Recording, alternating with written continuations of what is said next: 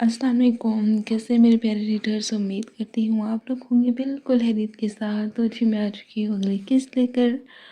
امید کروں گی کہ یہ ایپیسوڈ بھی آپ کو اچھی لگے گی، اگر اچھی لگے یا جیسی بھی لگے آپ لوگوں نے کامنٹ سیکشن میں اپنی رائے کا اظہار لازمی کرنا ہے، اور امید کرتی ہوں کہ اب آہستہ آہستہ انشاءاللہ ہمارا جو ناولس ہے وہ زیادہ لوگوں تک پہنچے، زیادہ لوگ اس کو ریڈ کریں۔ آپ لوگوں نے بھی کوشش کرنی ہے اور اپنے فرینڈس کے ساتھ، فیملی کے ساتھ، یا ان فیملی ممبرس کے ساتھ، کزنس کے ساتھ جو کہ ناولس کو پڑھنا پسند کرتے ہیں، اور آپ لوگ اوپنلی ان کے ساتھ یہ ڈسکشن کر لیتے ہیں، تو پلیز پلیز پلیز اس ناول کو شیئر کریں۔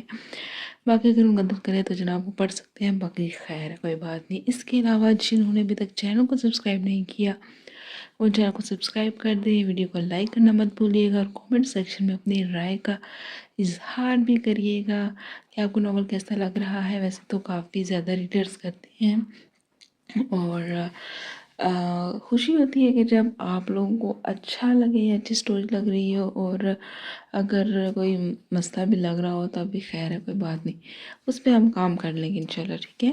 تو اب ہم مزید وقت بالکل بھی ضائع نہیں کرتے، اپنے ایپیسوڈ کی طرف چلتے ہیں۔ ہر ستم بے مثال، قسط نمبر 4۔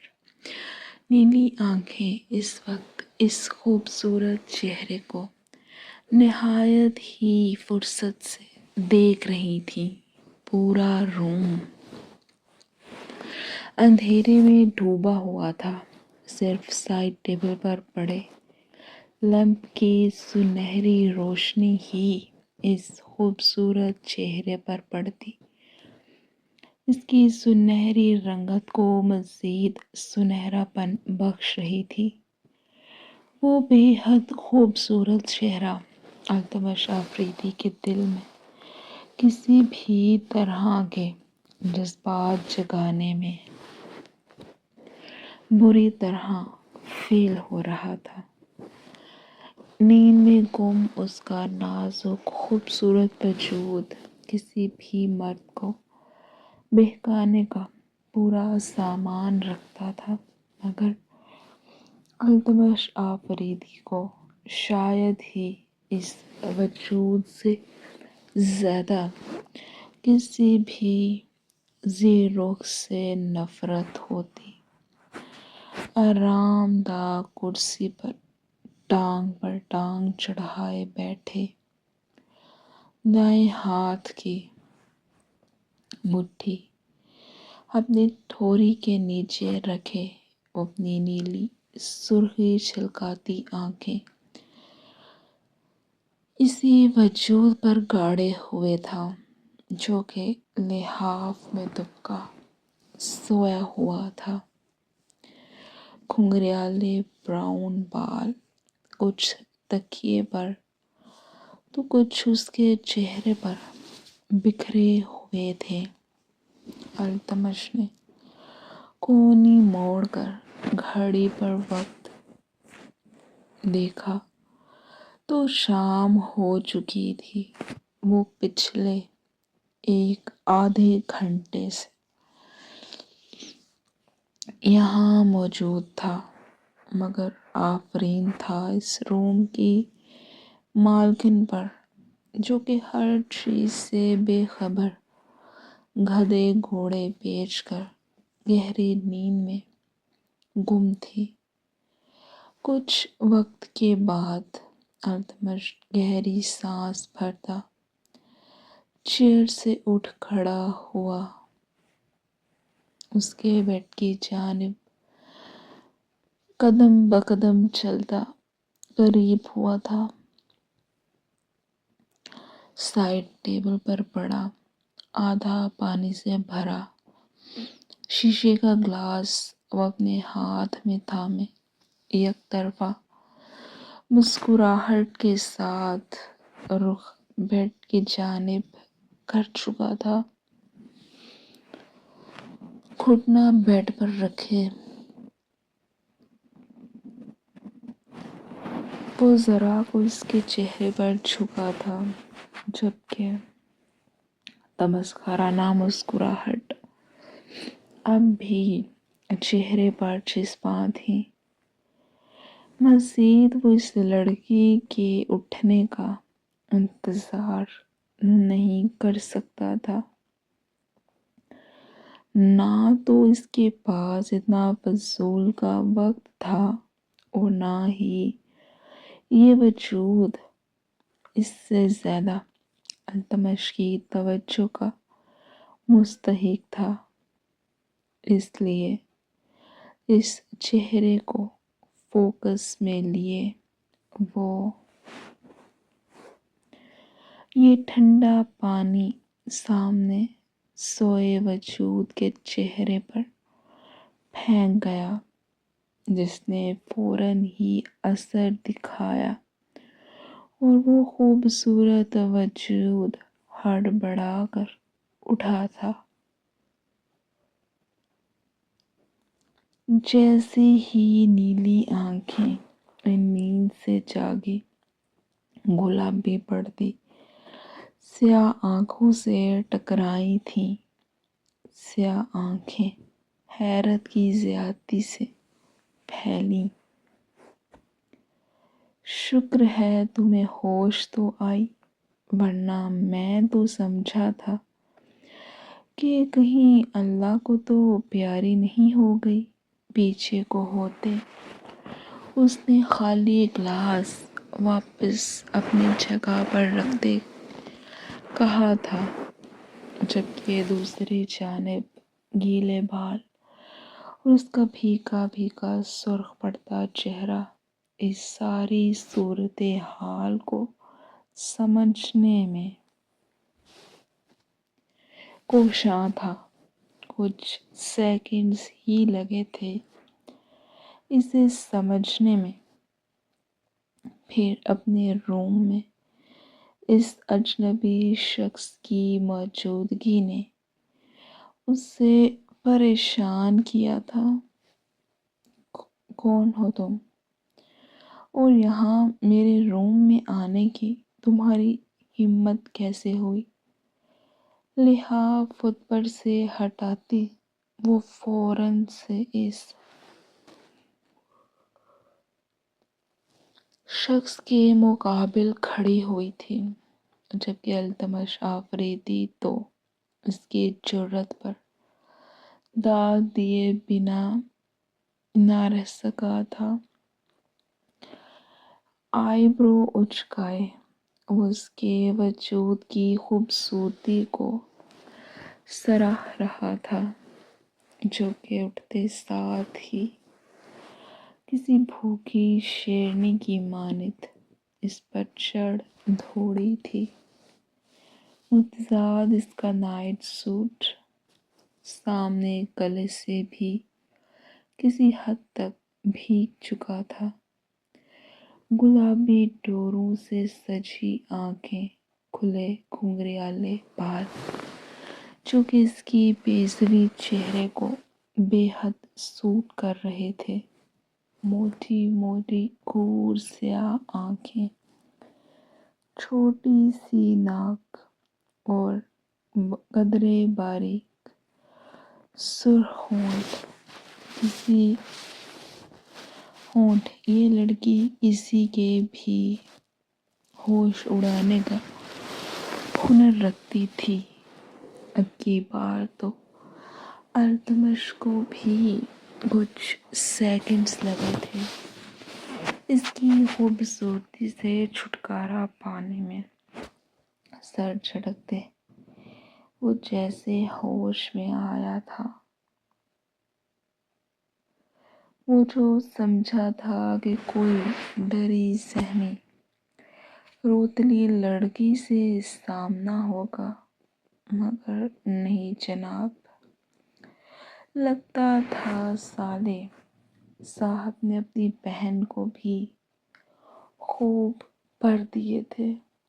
لیکن کوئی نہیں، وہ یہ پر کاٹنا اچھے سے جانتا تھا، جبکہ آلیانا نے اس شخص کی بے باک گہری نظروں کا خود پر ٹھہرتے محسوس کر کے لال چہرے کے ساتھ 2 قدم اس سے دور ہوتے اپنے اور اس کے درمیان فاصلہ بنانا چاہا تو التمش نے اس کی نازک کمر کے گرد بازو حائل کرتے جیسے اس کی یہ کوشش ناکام بنائی تھی۔ انٹرسٹنگ۔ مجھے تو لگا تھا کہ یہاں کسی تبو روتلی ٹائپ لڑکی سے میرا سامنا ہونے والا ہے، مگر اس نازک خوبصورت وجود میں ایک شیرنی بستی ہے، اس کا اندازہ نہیں تھا مجھے۔ اس کے چہرے کے ہر نقش پر تفصیلی نگاہیں ڈالنے کے بعد اس کے خوبصورت لائٹ پنک نائٹ ڈریس میں ملبوس وجود کو دیکھ بائیں آنکھ کو بلنک کرتا بولا تو آلیانا نے اپنی شال کے لیے روم میں یہاں وہاں نظر دوڑائی تھی، جو کہ اسے روم چیئر پر پڑی نظر بھی آ گئی تھی، مگر تھی کافی فاصلے پر۔ چہرہ گھما کر اپنی دائیں جانب دیکھا تو روم میں اس کی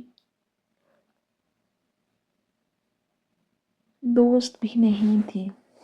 اب اسے صحیح معنوں میں پریشانی ہوئی تھی۔ پھر اپنے بے حد قریب کھڑے اس شخص کے وجود سے اٹھتی تیز مردانہ پرفیوم کی خوشبو اس کے سر پر سوار ہو رہی تھی۔ شٹ اپ مسٹر، زبان سنبھال کر بات کرو اور نکلتے بنو یہاں سے۔ وہ گھبراہٹ کا شکار تھی، مگر اس کے باوجود بھی خود کو نیلی آنکھوں والے شخص سے چھڑانے میں اپنی جان لگا رہی تھی، جو کہ اعلیٰ درجے کا ڈھیٹ واقع ہوا تھا۔ ہاں چلا جاؤں گا، مگر میرا مقصد پورا ہونے کے بعد۔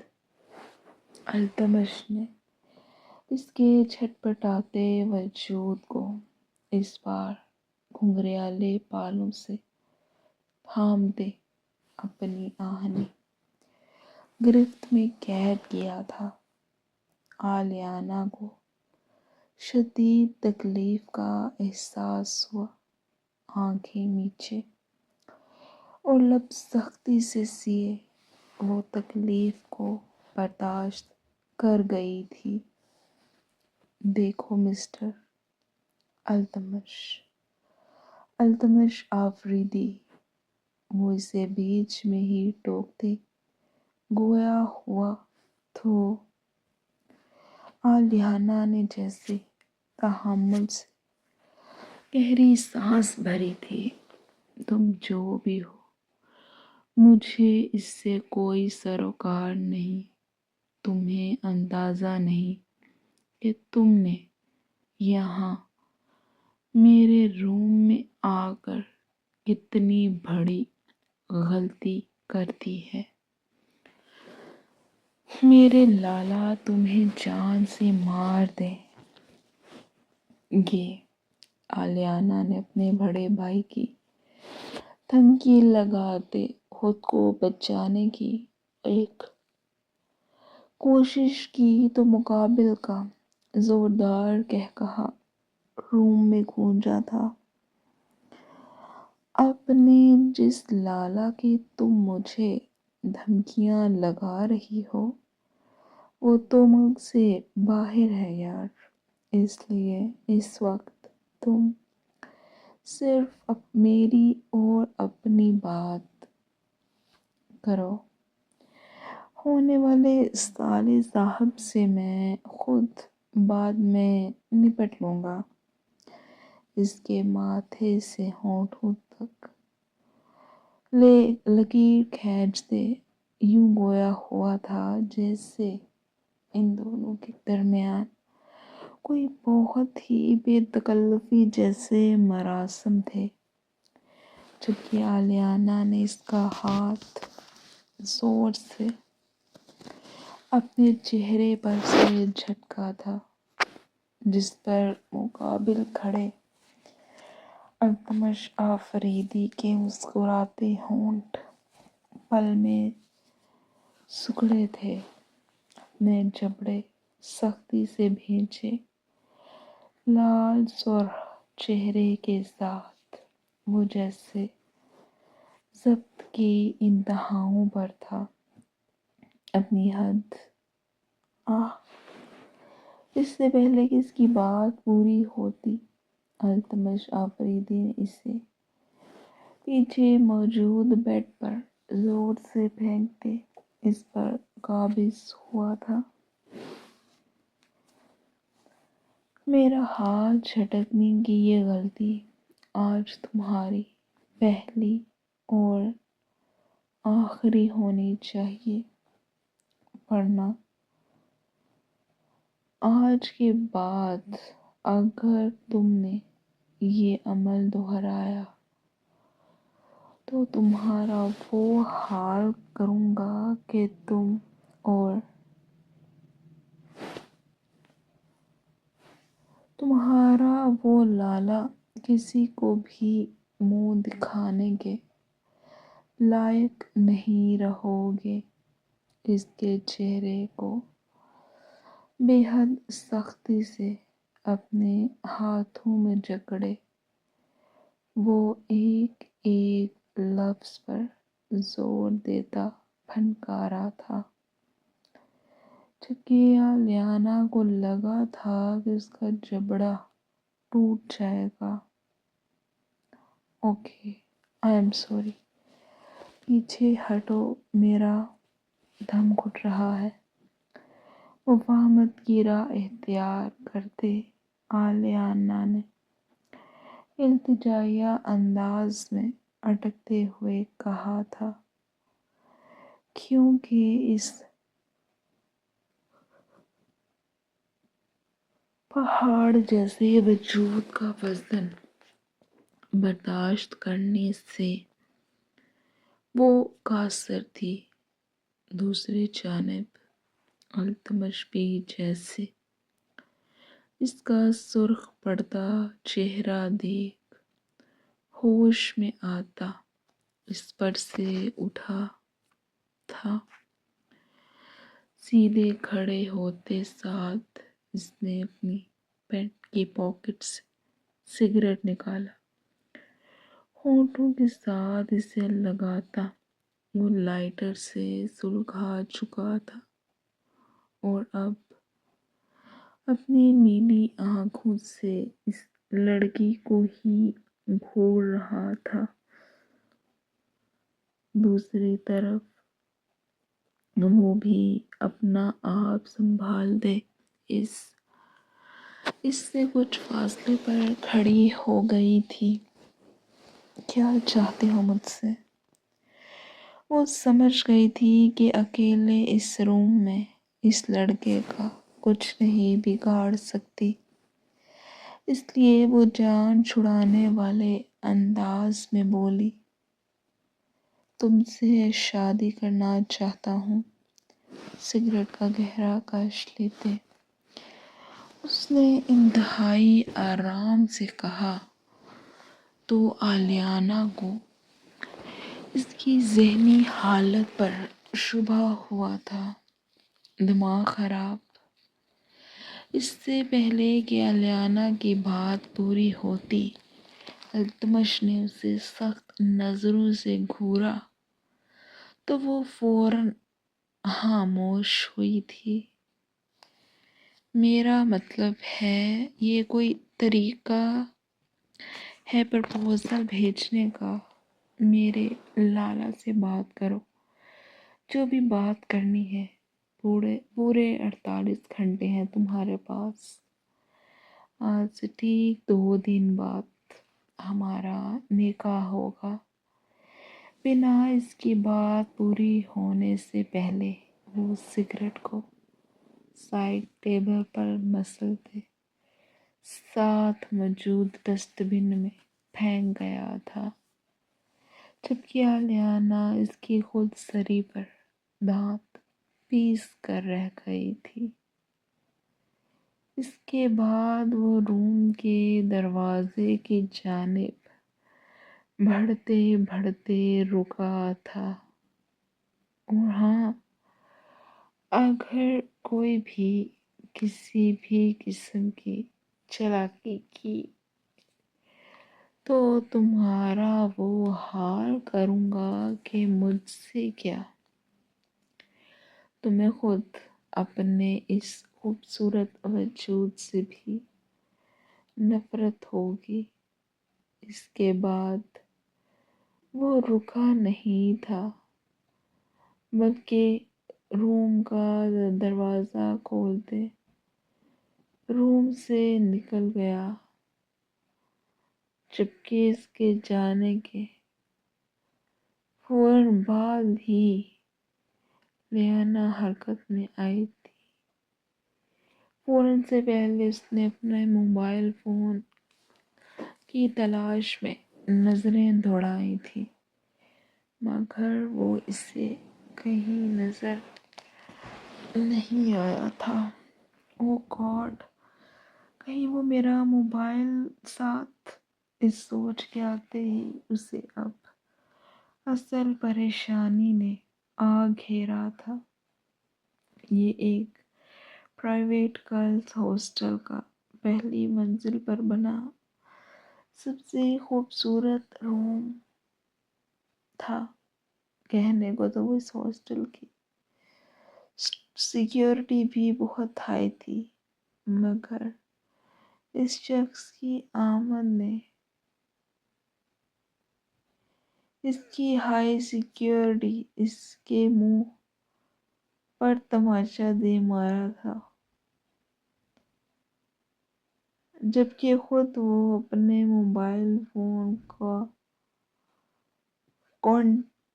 فون کے لیے فکر مند تھی کہ جس میں اس کے سارے کانٹیکٹ نمبرز تھے۔ اسے نمبرز زیادہ یاد نہیں ہوتے تھے، اس لیے اب اسے اپنے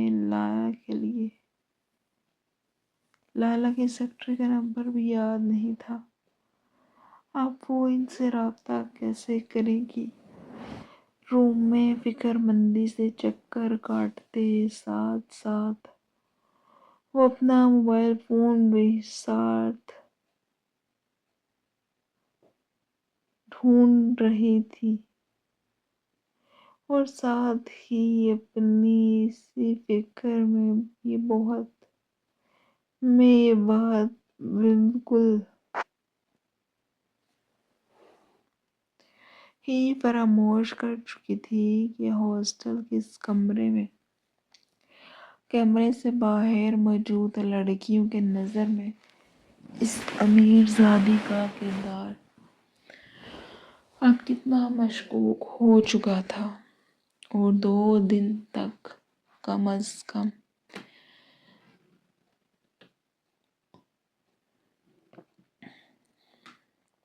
ان دو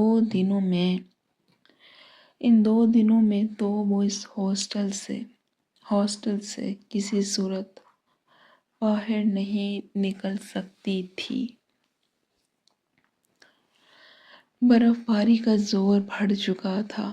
صبح تو بارش ہی ہو رہی تھی، مگر شام کے وقت ٹمپریچر گرنے کی وجہ سے ساری رات ہی برف باری کی پیشگوئی محکمہ موسمیات نے کر دی تھی، اور جس کی تیاری وہاں کے لوگ بھی کر چکے تھے۔ آفریدی ولا کے پورچ میں نمک بکھیر دیا گیا تھا۔ بڑھتی سردی سے نپٹنے کے لیے ہیٹر بھی آن ہو چکے تھے۔ کچن میں گرما گرم کھانے کی گھر کی تمام خواتین کی زیر نگرانی بن رہا تھا۔ ینگ جنریشن اپنے اپنے کاموں میں لگی ہوئی تھی۔ البتہ اگر انیکسی کا رخ کیا جاتا تو پوری انیکسی ہی اندھیرے میں ڈوبی ہوئی تھی۔ آئلین جو کہ کالج سے واپس آتے ساتھ ہی سو گئی تھی، ابھی فریش ہو کر وہ اپنے روم سے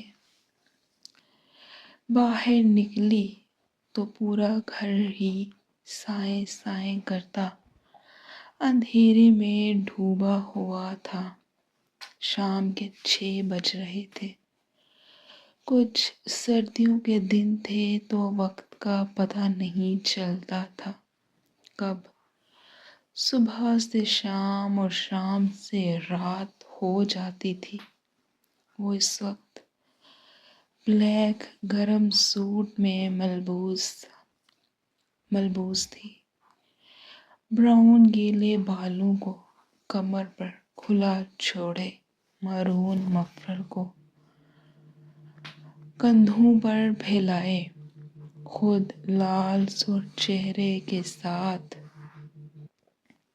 باہر نکلی تو سب سے پہلے بجلی کے بورڈ پر ہاتھ مارتے اس نے ہال کی روشنیاں جلائی تھیں، ادھر ادھر نظریں دوڑاتی اپنی ماں اور بیٹے کو تلاش کرنے لگی تھی، جو کہ یقیناً آفریدی ولا میں موجود تھے۔ یہ سوچ آتے ساتھ ہی ذہن کے پردوں پر وہ شخص اور اس کی بے باک صبح گاڑی میں ہوتی گفتگو بھی لہرائی تھی، جسے وہ بالکل ہی فراموش کر چکی تھی۔ عام حالات میں تو وہ بھی اس وقت آفریدی ولا میں سب کے ساتھ ہنس بول رہی ہوتی، پھر شادی والا گھر تھا، وہ سب کزنز کے ساتھ مل کر خوب انجوائے کرتی، مگر اب اس ناپسندیدہ شخص کی وہاں موجودگی کا سوچ کر ہی اس کے منہ کا ذائقہ کڑوا ہو چکا تھا۔ اس کا اس شخص کے منہ لگنے کا کوئی ارادہ نہیں تھا، اس لیے آفریدی ولا جانے کا پلان کینسل کرتی۔ وہ سر جھٹکتے کچن میں گئی تو اپنے لیے گرما گرم چائے بنا کر وہ اب ہال میں بیٹھی وقت گزاری کے لیے ٹی وی آن کر چکی تھی۔ مزید 1 گھنٹہ گزر گیا تھا، مگر ابھی تک ان نانی اور نواسے کی واپسی نہیں ہوئی تھی۔ آئلین کو اب غصے کے ساتھ ساتھ رونا بھی آنے لگا تھا، مطلب حد ہو گئی تھی۔ پچھلے 1 گھنٹے سے اٹھ چکی تھی، مگر آفریدی ولا میں سے کسی بھی شخص نے اس کی کمی محسوس نہیں کی تھی اور نہ ہی اسے یہاں کوئی بلانے آیا تھا۔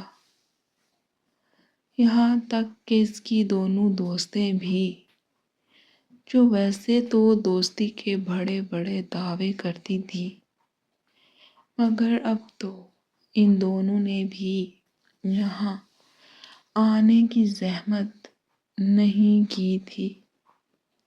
اپنے غصے اور دکھ میں وہ یہ بھول رہی تھی کہ وہ دونوں تو کل بھی اس سے نہ صرف یہاں سے ذلیل ہو کر نکلی تھی، بلکہ آج کالج میں بھی اس سے مناتی رہی تھی، مگر آئلین نے نہ تو ماننا تھا اور نہ ہی وہ مانی تھی۔ جن کی غلطیوں کی لسٹ میں ایک اور غلطی کا بھی اضافہ ہو چکا تھا کہ جس سے وہ دونوں ہی بے خبر تھیں۔ مزید 20 منٹ بھی گزر گئے تھے۔ اب تو ہال میں چکر کاٹ کاٹ کر اس کی کمر بھی دکھنے لگی تھی۔ بالآخر وہ پاؤں پٹک کر رکی تھی، کمر پر اپنا ہاتھ ٹکائے۔ وہ کچھ سوچتی ہال کا دروازہ کھول کر آفریدی ولا کی جانب چل دی۔ وہ کیوں افیکٹ ہو رہی تھی اس شخص کی موجودگی سے؟ اس سے بالکل ایزی رہنا تھا، اور ویسے بھی وہ اس کی سسرال سے بڑھ کر دادا کا گھر تھا، اس کا بیٹا اور ماں وہاں تھی۔ جب وہ شخص غلط ہو کر بھی سب کے ساتھ انجوائے کر سکتا ہے تو وہ کیوں بے قصور ہو کر تنہا وقت گزارے؟ اس لیے وہ فیصلہ کرتی آفریدی ولا چل دیتی۔ جو ہوگا دیکھا جائے گا۔ ویسے بھی وہ ڈرتی تھوڑی تھی اس شخص سے۔ جیسے ہی وہ آفریدی ولا میں انٹر ہوئی تو یہاں بھی معمول سے زیادہ ہی خاموشی تھی، جسے آئلین اچھے سے محسوس کر چکی تھی۔ شادی والا گھر تو لگ ہی نہیں رہا تھا۔ گھر کی خواتین شاید کچن میں مصروف تھیں، اپنا بیٹا بھی اسے نظر نہیں آ رہا تھا۔ سامنے ہی زرمینہ خاتون دونوں پاؤں اوپر صوفے پر رکھے بیٹھی ہوئی تھی، جو کہ عادت کے مطابق تسبیح ہی پڑھ رہی تھی۔ آئلین کو اندر داخل ہوتے دیکھ وہ اس کی جانب متوجہ تھی، جبکہ آئلین بھی ان سے نظریں ملنے پر زبردستی کی مسکراہٹ ہونٹوں پر سجائے ان کی جانب بڑھی تھی۔ السلام علیکم دادی۔ سر ان کے سامنے جھکا گئی تھی۔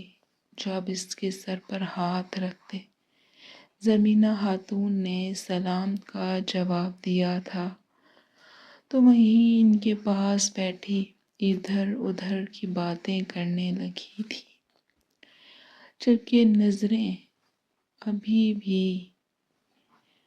اپنی اولاد کو ہی ڈھونڈ رہی تھیں۔ جبکہ نظریں ابھی بھی اپنی اولاد کو ہی ڈھونڈ رہی تھیں، زرمینہ خاتون نے بھی اس کی پریشانی بھانپ لی تھی، جو کہ اپنے دونوں ہاتھوں کو آپس میں مسل رہی تھی۔ کیان کی وجہ سے الجھن کا شکار ہو زرمینہ خاتون نے اس کے معصوم چہرے کو نظروں کے حصار میں رکھتے اچانک اس سے استفسار کیا تو وہ چند پل کے لیے ان کا چہرہ دیکھتی خاموش ہوئی تھی۔ نہیں دادی، ایسا تو آئلین نے خود کو سنبھالتے بات بنانی چاہی تو زرمینہ خاتون اس سے پھر سے روک گئی تھی۔ وہ اس وقت اپنے باپ کے پاس ہے۔ آئلین کی بات کاٹتے انہوں نے فوراً سے کہا تھا۔ جواباً آئلین کا چہرہ دھواں دھواں ہوا تھا۔ کیا؟ میرا بیٹا وہاں اس شخص کے پاس کیوں ہے دادی؟ وہ بیٹھے سے کھڑے ہو گئی تھی۔ اب کی بار آئلین کا رد عمل بالکل زرمینہ خاتون کی امید کے مطابق تھا۔ ایسا بھی کیا ہو گیا تھا کہ آئلین خود کو ان سے چھپانے کی نوبت آ گئی تھی۔ جو پریشانی تھی اس کا کھل کر اظہار کرنے سے گھبرا رہی تھی۔ وہ اصولوں کی پکی ضرور تھی اور اس معاملے میں کبھی کبھار سختی بھی کر جاتی تھی، مگر ایسی نوبت تو کبھی بھی نہیں آئی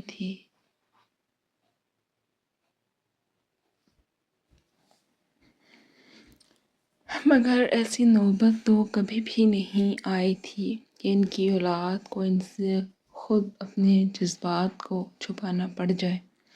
آئلین بیٹھو اور تحمل سے میری بات سنو۔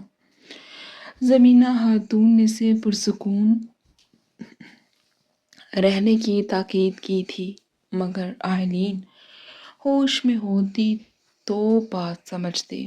دادی کیا سنوں میں؟ میرا بیٹا وہاں اپنے بھگوڑے باپ کے ساتھ ہے بھی تو۔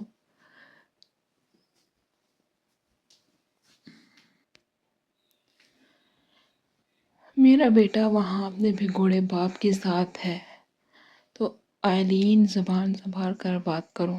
ماہین بیگم جو کہ کچن میں اپنی دیورانی اور جٹھانی کی مدد کر رہی تھی، اس کی اونچی آواز پر فوراً سے باہر آئی تھی اور اسے زرمینہ خاتون کے ساتھ بدتمیزی کرتے دیکھ چیخ اٹھی تھی۔ جواباً آئلین نے انہیں شکایتی نظروں سے دیکھا تھا جو کہ بدل رہی تھی۔ اس کی بات کو کوئی بھی اہمیت نہیں دی جا رہی تھی۔ زرمینہ خاتون کو بھی آئلین کا یہ انداز سخت برا لگا تھا، مگر وہ یہ کڑوا گھونٹ بھر چکی تھی کہ وہ بھی بچی تھی اور پھر اپنے اچانک واپس آ جانے والے شوہر کی وجہ سے پریشان بھی تھی۔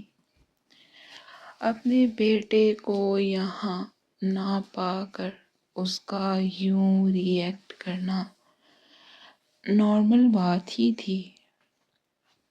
وہ اپنے باپ کے پاس ماہین بیگم کی بات پوری ہونے سے پہلے ہی آئلین بنا مزید کوئی بات سنے زاویہ کے روم کی جانب بڑھ گئی تھی، جبکہ پیچھے موجود دونوں خاتون ہی گہری سانس بھر کر رہ گئی تھیں۔ جانتی تھیں کہ یہ معاملہ اتنی جلدی نہیں سلجھنے والا اور پھر ابھی تو عامل بھی نہیں لوٹا تھا، جانے اس کا کیا رد عمل ہوتا۔ وہ روم کے دروازے کے باہر شش و پنج میں مبتلا کھڑی تھی، دونوں ہاتھوں کی انگلیوں کو آپس میں مسلتی شدید بے چین بھی تھی۔ اگر اپنی اولاد اپنے بیٹے کی سے فکر نہ ہوتی تو وہ کبھی بھی اس روم میں آنے کا سوچتی بھی نہیں، جہاں اس کی زندگی کیا بدترین وقت گزرا تھا۔ گہری سانس لیتے دھڑکتے دل کے ساتھ اس نے دروازے کے ہینڈل پر ہاتھ رکھا تو وہ کھلتا چلا گیا تھا۔ نائٹ بلب کی نیلی روشنی نے پورے روم میں قبضہ کیا ہوا تھا۔ اس کی نظر سامنے بیڈ پر اٹھی تھی۔ وہی بدصورت تکلیف دہ یادیں ذہن کے پردوں پر لہرانے لگی تھیں۔ 2 سال پہلے وہ یہاں زبردستی اس شخص کی دلہن بنا کر بھیجی گئی تھی، جبکہ 2 سال بعد وہ باعث مجبوری اس روم میں آئی تھی، ورنہ جس حالت میں وہ یہاں سے نکلی تھی اس نے قسم کھائی تھی کہ وہ دوبارہ یہاں قدم نہیں رکھے گی، مگر آج وہ یہاں آنے پر مجبور ہو گئی تھی، صرف اور صرف اپنے جان سے پیارے بیٹے کے لیے۔ سرد گہری سانس بھرتے اپنی ان تکلیف دیتی یادوں اور سوچوں کو جھٹکتے آگے بڑھی تھی۔ کیان اس وقت اپنے باپ کے ساتھ بے خبر سویا ہوا تھا، جبکہ زابیان بھی اپنے بیٹے کا سر اپنے بازو پر رکھے گہری نیند میں تھا۔ آئلین، جو کہ ابھی تک دروازے پر ہی کھڑی تھی، ہلکے سے دروازے کا پٹ وا کرتے وہ آہستہ سے چلتے، بنا کوئی بھی آواز پیدا کیے روم میں انٹر ہوتی بیڈ کے قریب آ کھڑی ہوئی تھی۔ روم میں انٹر ہوتے ہی اسے گرمائش محسوس ہوئی تھی۔ پورا روم ہی اس وقت ہیٹر آن ہونے کی وجہ سے پرحدت تھا۔ یہی وجہ تھی کہ دونوں باپ بیٹا بنا لحاف کے سوئے ہوئے تھے۔ آئلین نے گہری سانس بھرتے احتیاط سے کیان کو جھک کر اٹھانا چاہا تھا، دل اس کا زور زور دھڑک رہا تھا۔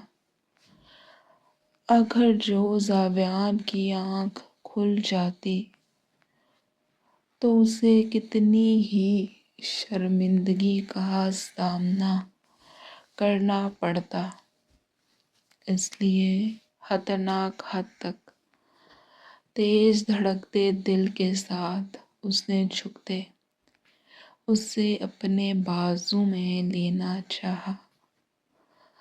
وہ زابیان افریدی آنکھیں کھول گیا تھا، جس پر نظر پڑتے ہی آئلین بری طرح بوکھلاہٹ کا شکار ہو گئی تھی، اور اسی بوکھلاہٹ میں وہ ڈس بیلنس ہوتی زابیان آفریدی کے اوپر جا گری تھی۔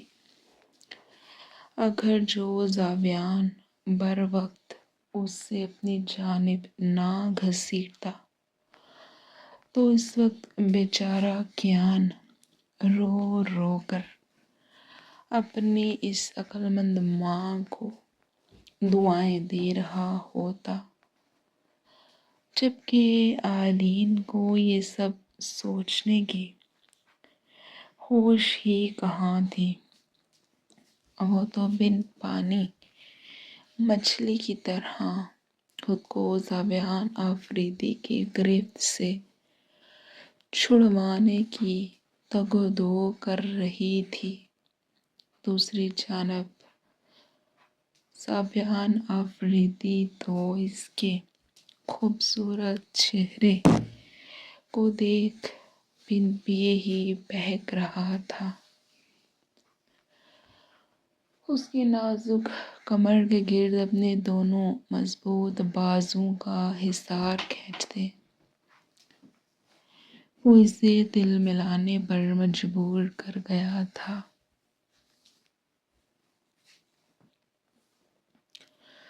یہ کیا بدتمیزی ہے، چھوڑیں مجھے، اپنے ہاتھ پیچھے کی جانب لے جاتے اس نے زابیان آفریدی کے ہاتھ خود پر سے ہٹانے کی کوشش کرتے خود کو چھڑوانے کی ناکام کوشش کی تھی۔ تمہیں کیا لگتا ہے کہ میری آنکھیں اگر بند ہیں تو میں کیا تمہاری آہٹ محسوس نہیں کر سکتا؟ مسز زاویان آفریدی اس کے کھلے بالوں کو چہرے سے ہٹاتے کان کے پیچھے اڑستے ہوئے زاویان آفریدی نے بھاری گمبھیر آواز میں کہا تو آئلین اس کی مخمور آنکھوں پر سے اپنی غسیلی نظریں ہٹا گئی تھی، جبکہ خود کو اس کی گرفت سے آزاد کروانے کی کوشش ہنوز جاری تھی۔ تمہارا وجود، تمہاری خوشبو اور تمہاری ہلکی سیاہٹ پر میرا پورا وجود کان بن جاتا ہے۔ تم مجھے جتنا خود سے بے خبر سمجھتی ہو اتنا میں ہوں نہیں۔ اس کی تمام تر مزاحمت، گریز اور احتجاج کو نظر انداز کیے وہ اس کے کان میں ہلکی سی آواز سے بولتا اس سے کانپنے پر مجبور کر گیا تھا۔ زاویان آفریدی چھوڑیں مجھے، آپ کس سے بے خبر ہیں اور کس سے باخبر ہیں؟ مجھے اس سے کوئی سروکار نہیں۔ میں یہاں اپنے بیٹے کو لینے آئی ہوں۔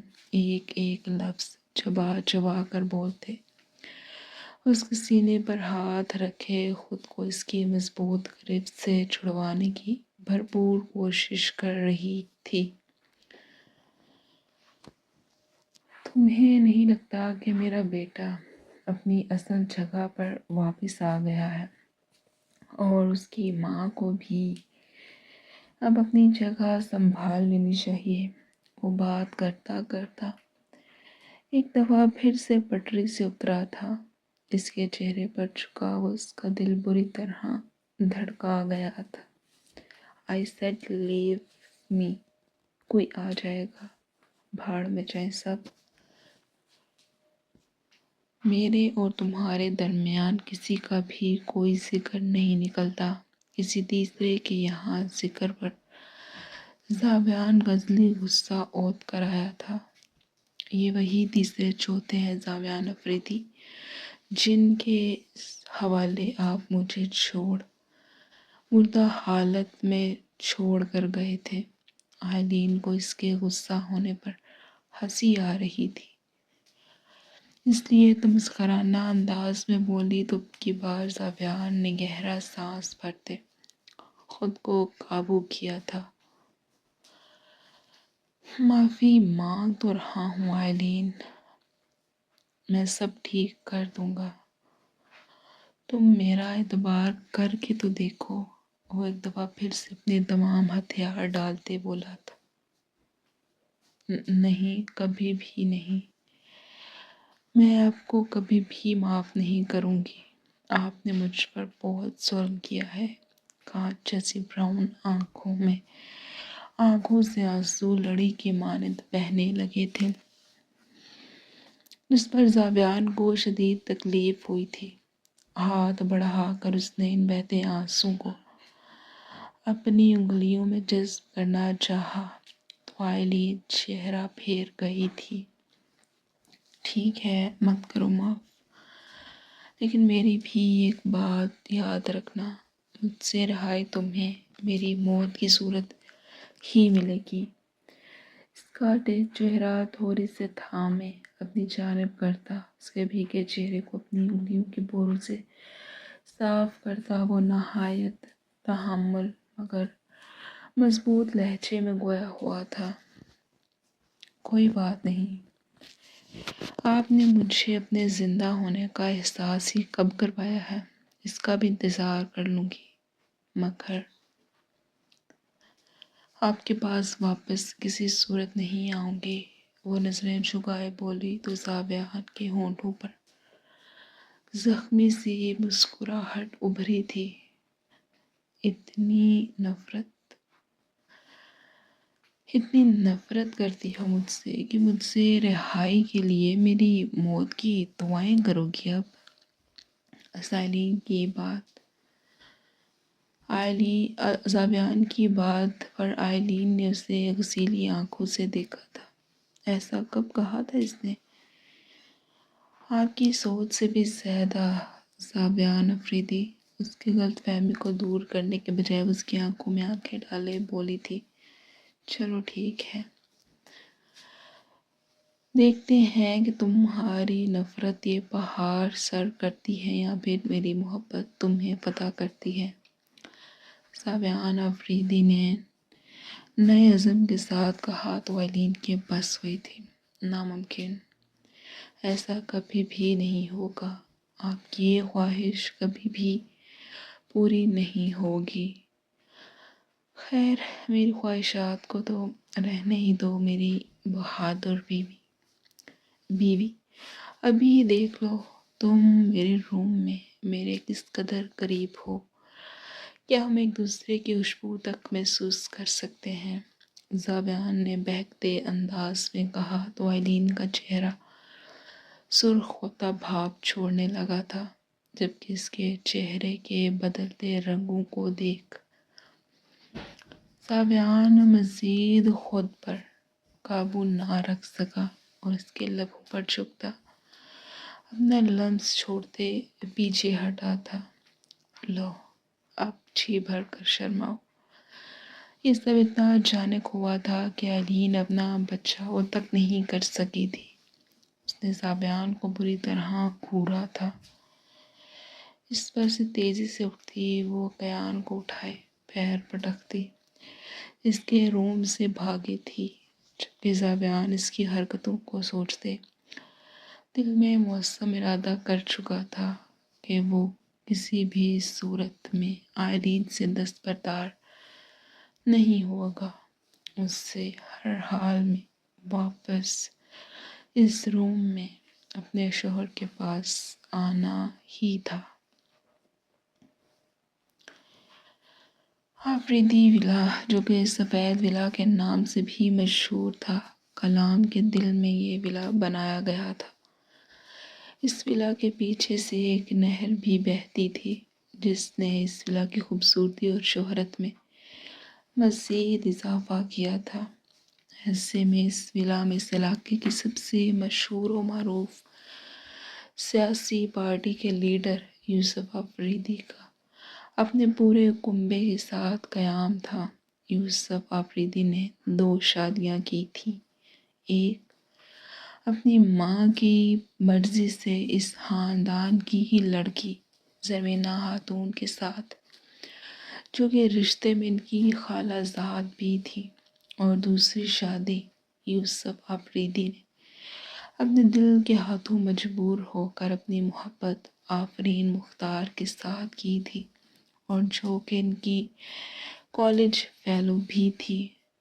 چونکہ افریدیوں میں خاندان برادری سے باہر شادی کرنا ممنوع تھا، یہی وجہ تھی کہ ان کے ماں باپ نے بھی ان کی اس شادی کی بہت مخالفت کی تھی، مگر یوسف آفریدی بھی اپنے نام کے ایک تھے، ضد میں ان کا ثانی بھی کوئی نہیں تھا۔